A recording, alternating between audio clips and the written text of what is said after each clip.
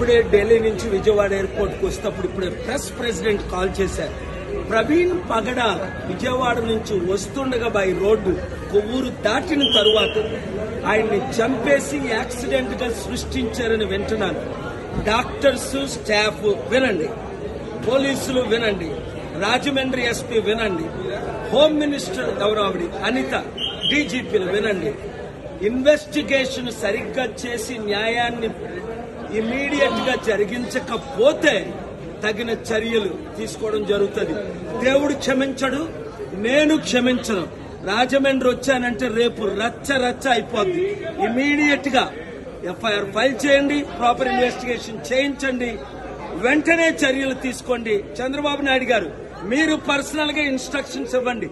ఎందుకంటే ఈ మధ్యన పవన్ కళ్యాణ్ రెచ్చగొట్టిన మాట్లాడాడే, అందుకు ఇది జరిగిందని ఆయన ఫోన్ ట్యాపింగ్ చేయండి. ఎవరెవరు ఆయనకు శత్రువులు ఉన్నారో ఇన్వెస్టిగేట్ చేయండి.